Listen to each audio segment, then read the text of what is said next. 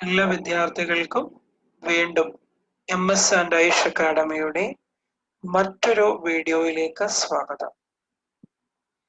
ഇന്ന് നമ്മൾ കഴിഞ്ഞ ക്ലാസ്സിൽ പഠിച്ച ഹൈഡ്രോ കാർബൺ എന്ന് പറയുന്ന ചാപ്റ്ററിലെ രണ്ടാമത്തെ പാർട്ടാണ് നമ്മൾ ഇന്ന് പഠിക്കുവാനായിട്ട് പോകുന്നത്. അതിൽ നമുക്ക് ഇന്ന് ഡിസ്കസ് ചെയ്യാനായിട്ടുള്ളത് ആൽക്കൈൻസിനെ പറ്റിയിട്ടാണ്. ആൽക്കൈൻസ് എന്ന് പറഞ്ഞാൽ എന്താണ്? ട്രിപ്പിൾ ബോണ്ടുള്ള കോമ്പൗണ്ടുകൾ, ആൽക്കൈൻസ്. നമ്മൾ ആദ്യം പഠിക്കുവാനായിട്ട് പോകുന്നത് പ്രിപ്പറേഷൻ ആണ്. പ്രിപ്പറേഷൻ ഇവരെ നമുക്ക് എങ്ങനെ ഉണ്ടാക്കാം? ഒരു എക്സാമ്പിൾ, ഈത്തൈൻ. ഈത്തൈൻ എന്ന് പറഞ്ഞാൽ രണ്ട് കാർബൺ ആറ്റങ്ങൾക്കിടയിൽ ട്രിപ്പിൾ ബോണ്ട്. ഈ തൈന് നമ്മൾ നിർമ്മിച്ചെടുക്കുന്നത് എങ്ങനെയാണെന്ന് നോക്കൂ. Ethyne is prepared by treating calcium carbide with water. Calcium കാർബൈഡിനെ വാട്ടറുമായിട്ട് റിയാക്ട് ചെയ്യിപ്പിക്കുമ്പോൾ നമുക്ക് എന്ത് ലഭിക്കുന്നു? ഈ തൈൻ നമുക്ക് കിട്ടുന്നു. നമുക്ക് ഇക്വേഷനിലേക്ക് പോകാം. Calcium carbide CaC2, water H2O. ഞാനിവിടെ 2 H2O എടുക്കുവാണ്. 2H2O എന്ന് പറഞ്ഞാൽ അതിന്റെ അർത്ഥം നിങ്ങൾക്കറിയാം. ഇതിനകത്ത് ഹൈഡ്രജന്റെ എണ്ണം 2 ചെയ്യണം. 2 എത്രയാണ്? 4. അപ്പോൾ ഇതിനകത്ത് 4 ഹൈഡ്രജൻ ഉണ്ട്. 4 ഹൈഡ്രജൻ ഉണ്ട്. ഇനി ഓക്സിജന്റെ എണ്ണം, ഇവിടെ 2 ഓക്സിജൻ ഉണ്ട്. സൈഡിലുള്ള നമ്പർ ഇതിനകത്തുള്ള എല്ലാ എലമെന്റ്സിനും കൂടെ ഉള്ളതാണല്ലോ, നിങ്ങൾക്ക് അറിയാമല്ലോ. അപ്പോൾ ഇതിനകത്ത് 2 ഓക്സിജൻ ഉണ്ട്.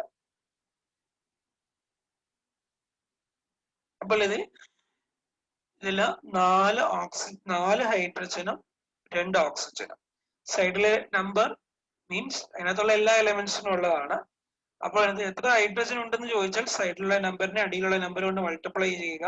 2 × 2 4 hydrogen and 2 oxygen. Okay, yes. അപ്പോൾ CaC2 calcium carbide plus water. ഇവിടെ എന്ത് സംഭവിക്കുന്നത് അറിയാമോ? ഇവിടെ അത് Ca, ശ്രദ്ധിച്ചിരിക്കണേ. ഇതിനകത്ത് Ca നിങ്ങൾക്ക് അറിയാൻ സാധിക്കും. Ca calcium. ഇതിനകത്ത് 2 ഓക്സിജൻ ഉണ്ട്, 4 ഹൈഡ്രജൻ ഉണ്ട്. അപ്പോൾ കാൽഷ്യം ഇതിലെ 2 ഓക്സിജനും ഇവിടുത്തെ 2 ഹൈഡ്രജനുമായിട്ട് കമ്പൈൻ ചെയ്യണം. ശ്രദ്ധിക്കണം, കാൽഷ്യം ഇവിടുത്തെ 2 ഹൈഡ്രജനും 2 ഓക്സിജനുമായിട്ട് കമ്പൈൻ ചെയ്യണം. അപ്പോൾ ഇവിടുത്തെ 2 ഹൈഡ്രജനും 2 ഓക്സിജനുമായിട്ട് മാത്രമാണ് കമ്പൈൻ ചെയ്യണമെങ്കിൽ നമുക്ക് എന്ത് കിട്ടും? CaOH ട്വൈസ് കിട്ടും. ഇതിന്റെ മീനിങ്, ബ്രാക്കറ്റിനുള്ളിൽ OH ട്വൈസ് എന്ന മീനിങ് എന്താണെന്ന് അറിയാമോ? ബ്രാക്കറ്റിനുള്ളിൽ 2 ഓക്സിജനും 2 ഹൈഡ്രജനും ഉണ്ട്. അടിയിൽ 2 കണ്ടില്ലേ? അപ്പോൾ ദാറ്റ് മീൻസ് ഇതിനുള്ളിൽ 2 ഓക്സിജനും 2 ഹൈഡ്രജനും ഉണ്ട്. അപ്പോൾ കാൽഷ്യം എന്ന് പറയുന്ന മെറ്റല് ഇത് വാട്ടറിൽ നിന്നും 2 ഹൈഡ്രജനും 2 ഓക്സിജനുമായിട്ട് എന്ത് ചെയ്യുന്നു? കമ്പൈൻ ചെയ്യുന്നു. അപ്പോൾ നമുക്ക് എന്ത് കിട്ടും? കാൽഷ്യം ഹൈഡ്രോക്സൈഡ് കിട്ടും. ഒന്ന് ശ്രദ്ധിക്കാം. ഇതിനകത്ത് Ca ഒരു കാൽഷ്യമേ ഉണ്ടായിരുന്നുള്ളൂ. കാർബൺ, എത്ര കാർബൺ ഉണ്ടായിരുന്നു നമുക്കറിയാമല്ലോ? 2 കാർബൺ ഉണ്ടായിരുന്നു, അല്ലെ? 2 കാർബൺ ഉണ്ടായിരുന്നു. അതേപോലെ തന്നെ അതില് ഒന്നുകൂടെ ഒന്ന് ക്ലിയർ ആക്കാൻ വേണ്ടി ഒന്നുകൂടെ ഒന്ന് പറയുവാണേ. ഇനി വാട്ടർ, പിന്നെ അത് 2 × 2 4 ആണ്. അപ്പോൾ ഇതിനകത്ത് 4 ഹൈഡ്രജൻ ഉണ്ട്. പിന്നെ അത് 4 ഹൈഡ്രജൻ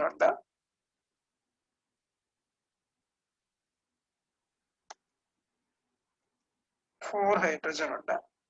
ദെൻ ഇതിനകത്ത് ഓക്സിജന്റെ എണ്ണം, അല്ലെ? ഇവിടെ എത്ര ഓക്സിജൻ ഉണ്ട്? ഇവിടെ 2 ഓക്സിജൻ ഉണ്ട്.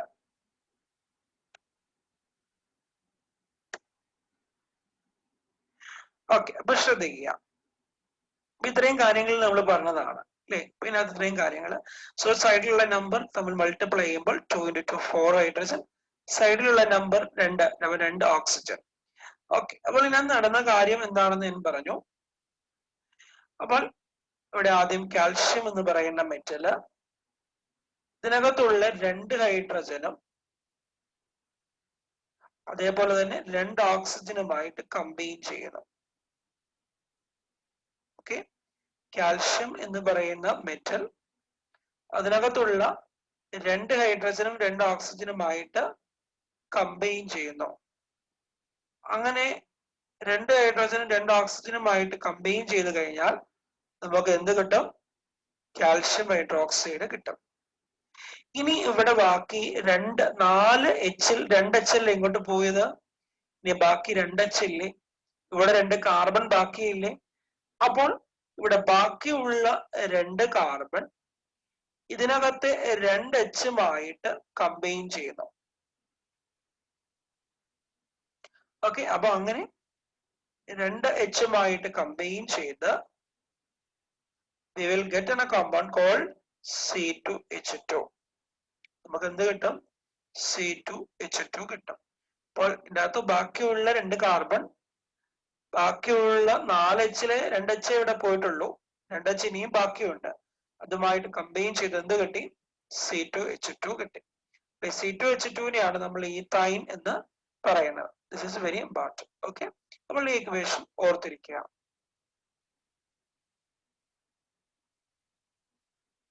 ഇനി നമ്മൾ രണ്ടാമത്തെ പ്രിപ്പറേഷൻ, 2 പ്രിപ്പറേഷൻ ആണ് നമുക്കിതിനകത്തുള്ളത്. രണ്ടാമത്തെ പ്രിപ്പറേഷനിലേക്ക് പോകുന്നു. രണ്ടാമത്തെ പ്രിപ്പറേഷൻ ശ്രദ്ധിക്കുക. ഈ കോമ്പൗണ്ട് കണ്ടോ, ഇതിനെ നമ്മൾ വിസിനൽ ഡൈഹാലൈഡ് എന്ന് വിളിക്കും. Vicinal dihalide.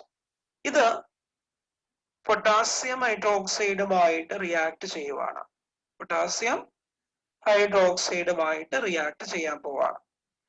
പൊട്ടാസ്യം ഹൈഡ്രോക്സൈഡുമായിട്ട് ഇത് റിയാക്ട് ചെയ്യുമ്പോൾ എന്ത് സംഭവിക്കുന്നു എന്ന് നോക്കുക. ആദ്യം ഇതിനകത്തുള്ള ബ്രോമിൻ കണ്ടില്ലേ, 2 Br ഉണ്ട് അല്ലെ. അപ്പോൾ ഇതിനകത്തുള്ള ഒരു Br പൊട്ടാസ്യം ഹൈഡ്രോക്സൈഡിലെ പൊട്ടാസ്യവുമായിട്ട് കമ്പൈൻ ചെയ്യും. അപ്പോൾ ഒരു K, ഇവിടുത്തെ K ഇവിടുത്തെ Br-ുമായിട്ട് കമ്പൈൻ ചെയ്താൽ നമുക്ക് എന്താ കിട്ടുക? KBr ആണ് കിട്ടുക, KBr. ഇനി രണ്ടാമത് നോക്കിയേ, ഇനി ഇവിടെ ഒരു H ഉണ്ട് അല്ലെ. ഇവിടുത്തെ H കണ്ടോ, ഇവിടുത്തെ Hഉം KOHലെ Kയും Br-ഉം തമ്മിൽ കമ്പൈൻ ചെയ്ത് KBr ഉണ്ടായി. ഇനി KOHൽ ബാക്കിയുള്ളത് OH അല്ലേ അല്ലെ. അപ്പോൾ ഇവിടെ ബാക്കിയുള്ള OH ഇവിടുന്ന് ഒരു H'മായിട്ട് കമ്പൈൻ ചെയ്യും. OH ഒരു H'മായിട്ട് കമ്പൈൻ ചെയ്യും. OH ഒരു H'മായിട്ട് കമ്പൈൻ ചെയ്താൽ H2O ഉണ്ടാവും. H2O ഉണ്ടാവും. ഓക്കെ, ഇനിയും ബാക്കിയുള്ളത് കണ്ടോ, ബാക്കിയുള്ളത് കണ്ടില്ലേ. അപ്പോൾ ഇത് ഇത്രയും കൂടി ചേർന്ന് നോക്കൂ. ഒന്നാമത്തെ കാർബൺ, ഫസ്റ്റ് കാർബൺ C ഇവിടെ എഴുതി. ഒന്നാമത്തെ കാർബണിന് ചുറ്റും 2 ഹൈഡ്രജൻ എഴുതി. ഇനി ഇവിടുത്തെ മറ്റൊരു പ്രത്യേകത, ഇവിടെ നേരത്തെ സിംഗിൾ ബോണ്ട് എന്നുള്ളത് ഡബിൾ ബോണ്ടായി മാറും. രണ്ടാമത്തെ കാർബൺ അത് വീണ്ടും ഇവിടെ എഴുതി. ഇനിയും ഇവിടെ ഒരു H ബാക്കിയുണ്ട്, ആ H ഇവിടെ എഴുതി. അടിയിൽ ഒരു Br ബാക്കിയുണ്ട്, ആ Br ഇവിടെ എഴുതി. ഓക്കെ, നമുക്കപ്പോൾ ഒരു ആൽക്കൈൻ കിട്ടി. Okay, yes. അപ്പോൾ ഇത് രണ്ടുമാണ് ആൽക്കൈന്റെ പ്രിപ്പറേഷൻസ്. ഇനി നമുക്ക് പഠിക്കുവാനായിട്ട് ഉള്ളത് അടുത്ത പ്രോപ്പർട്ടീസ് ആണ്. അതിൽ ഒന്നാമത്തെ പ്രോപ്പർട്ടീസ് ഡിസ്കസ് ചെയ്യാൻ പോകുന്ന അടുത്ത പ്രോപ്പർട്ടീസ് ആൽക്കൈൻസിന്റെ property, addition of water.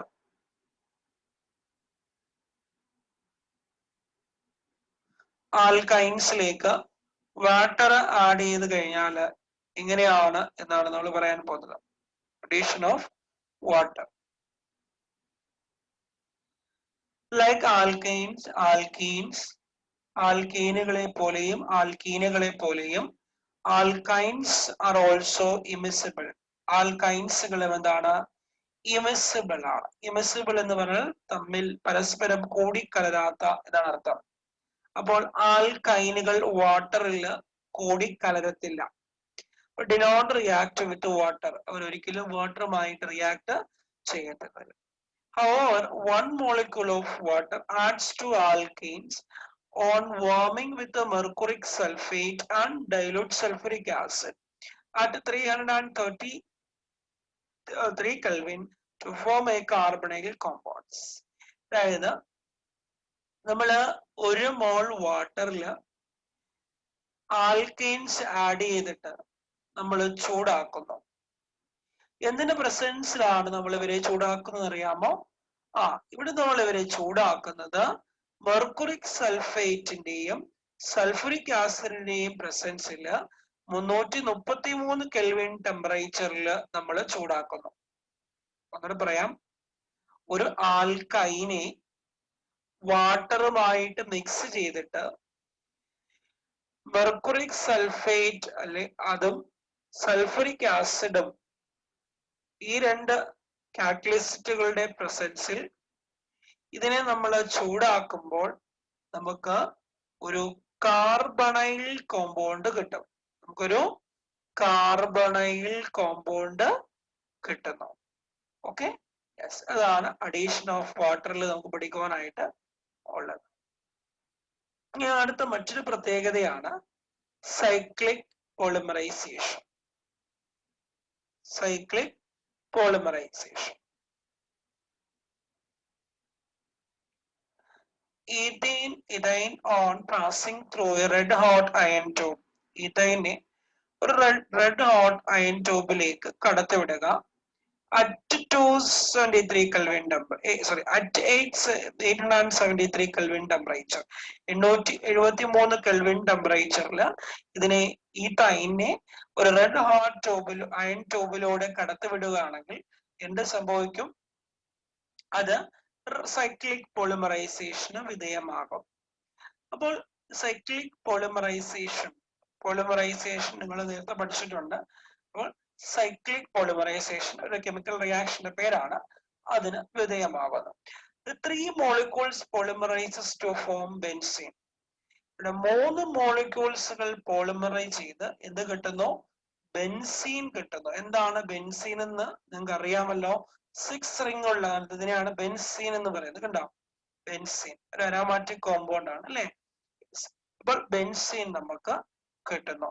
Which is starting molecule for the preparation of derivatives of a benzene, dyes, drugs and large number of other organic compounds. അപ്പോൾ which is the starting molecule, ഇതാണ് എന്താ? ഇതിൽ നിന്നും ബെൻസീന്റെ പല ഡെറിവേറ്റീവ്സുകൾ, അതുപോലെ dyes ചായങ്ങൾ, അതുപോലെ ചില ഡ്രഗ്സുകൾ, അതേപോലെ തന്നെ മറ്റു ചില ഓർഗാനിക് കോമ്പൗണ്ടുകളൊക്കെ നിർമ്മിക്കുവാൻ ഇത് ഉപയോഗിക്കുന്നു. ഓക്കെ, അപ്പോൾ ഇവിടെ സൈക്ലിക് പോളിമറൈസേഷൻ എന്താണെന്ന് ഓർത്തിരിക്കുക. സൈക്ലിക് പോളിമറൈസേഷൻ ഇങ്ങനെയാണ് നടക്കുന്നതെന്ന് ഓർത്തിരിക്കുക. ഈഥൈൻ എന്തിലൂടെ പാസ് ചെയ്യിപ്പിക്കുന്നു? റെഡ് ഹോട്ട് അയൺ ട്യൂബിലൂടെ 873 കെൽവിൻ ടെമ്പറേച്ചറിൽ പാസ് ചെയ്യിപ്പിക്കുമ്പോൾ ഈഥൈന് സൈക്ലിക് പോളിമറൈസേഷൻ സംഭവിക്കുന്നു. ഓക്കെ, ഇനി നമുക്ക് അടുത്തതായിട്ട് നമ്മൾ ഡിസ്കസ് ചെയ്യാൻ പോകുന്നത് ബെൻസീന്റെ പ്രിപ്പറേഷൻ ആണ്.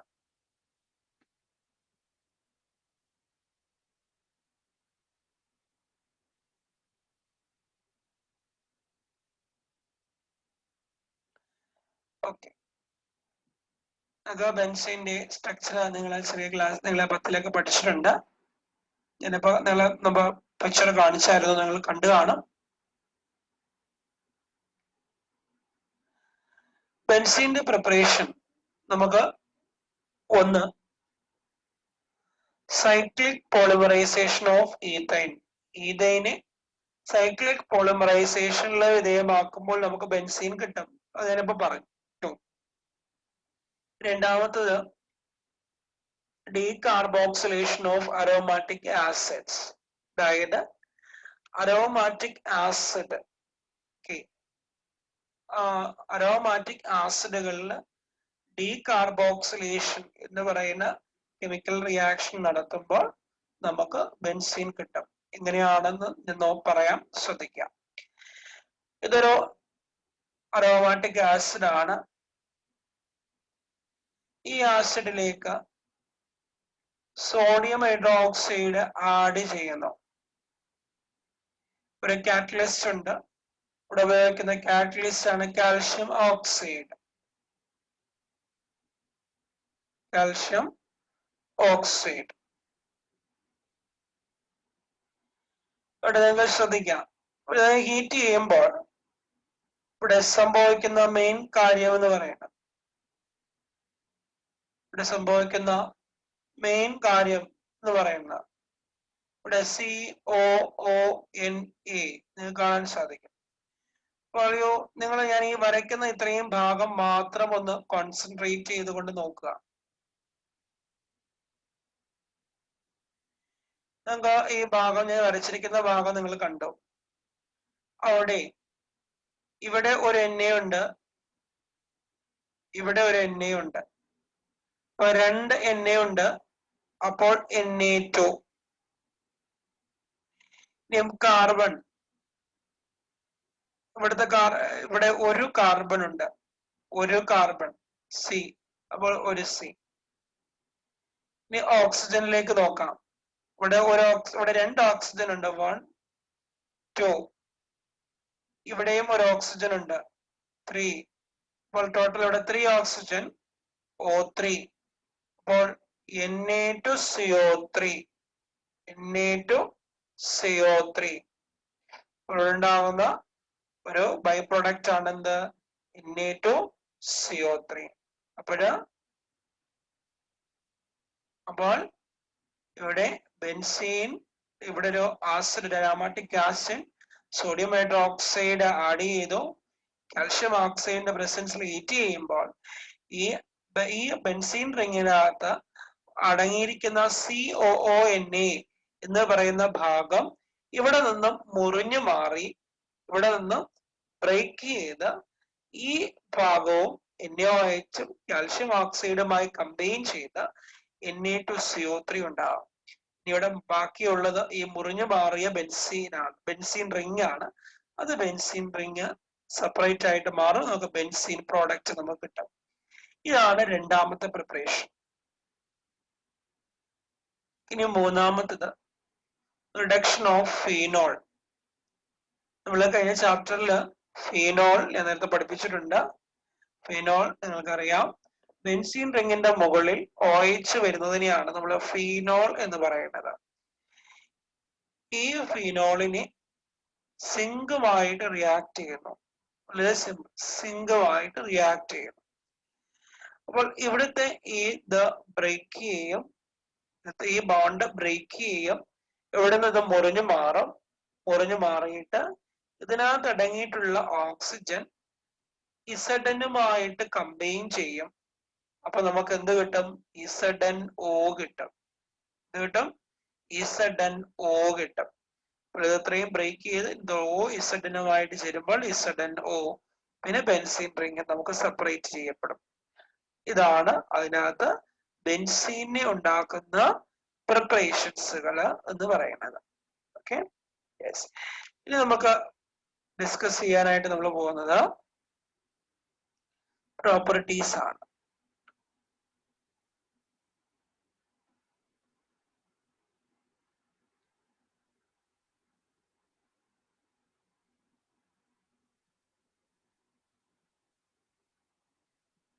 പ്രോപ്പർട്ടീസിൽ ഇലക്ട്രോഫൈലിക് സബ്സ്റ്റിറ്റ്യൂഷൻ റിയാക്ഷൻ നമ്മൾ കഴിഞ്ഞ ചാപ്റ്ററിൽ പഠിച്ചിട്ടുണ്ട്. എന്താണ് ഇലക്ട്രോഫൈലിക് സബ്സ്റ്റിറ്റ്യൂഷൻ എന്നൊക്കെ. ഇവിടെ ഇലക്ട്രോഫൈലിക് സബ്സ്റ്റിറ്റ്യൂഷനിൽ പല സബ്സ്റ്റിറ്റ്യൂഷനുകൾ നിങ്ങൾക്ക് അറിയാം. നൈട്രേഷൻ ഉണ്ട്, സൾഫോണേഷൻ ഉണ്ട്, ഹാലജനേഷൻ ഉണ്ട്, നിങ്ങൾക്ക് അതെല്ലാം അറിയാം. അതിൽ രണ്ട് പ്രധാനപ്പെട്ട കാര്യങ്ങളാണ് നമ്മൾ ഇന്ന് ഡിസ്കസ് ചെയ്യുന്നത്. ഒന്ന് നൈട്രേഷൻ. ബെൻസീൻ റിംഗ് എടുക്കുന്നു, അതിലേക്ക് concentrated nitric acid, nitration nitric acid ഓർത്തിരിക്കാൻ എളുപ്പമാകും. നൈട്രേഷൻ എന്ന് പറയുമ്പോൾ നൈട്രിക് ആസിഡ് ആഡ് ചെയ്യുന്നു.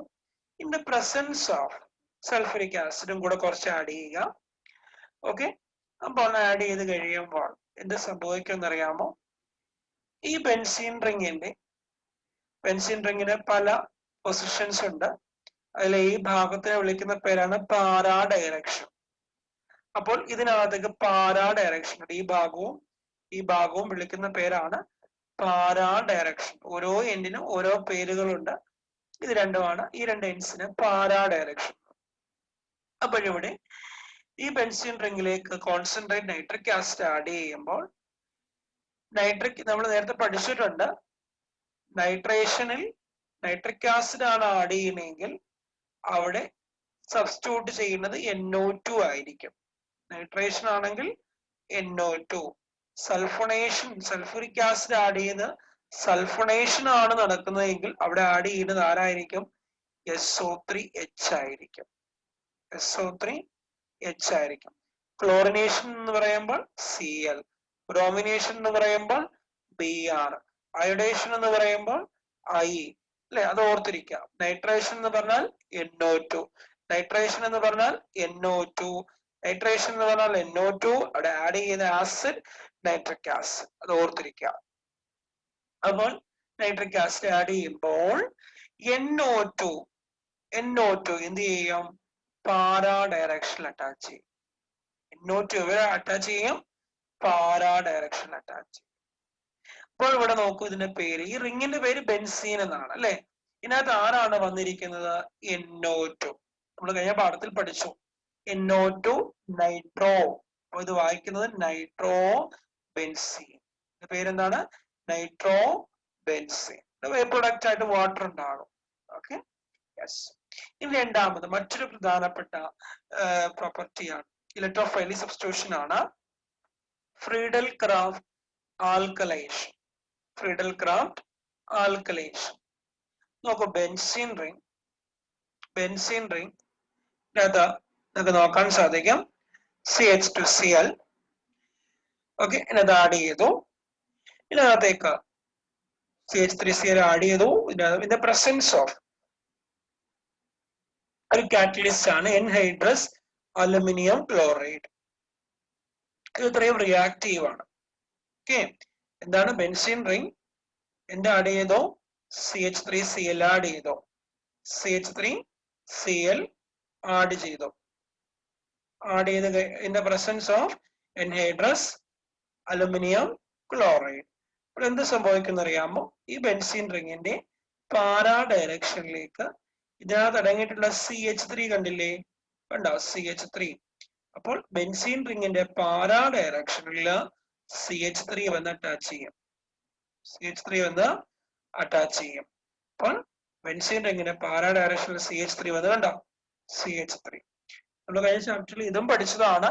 CH3യുടെ മുകളിൽ, ബെൻസീൻ റിംഗിന്റെ മുകളിൽ CH3 വന്നാൽ നമ്മൾ അവരെ ടോളോവിൻ എന്നാണ് വിളിക്കുക. എന്താണ്? ടോളോവിൻ. നമ്മൾ ഇതിനെ വിളിക്കുന്ന പേരാണ് ടോളോവിൻ.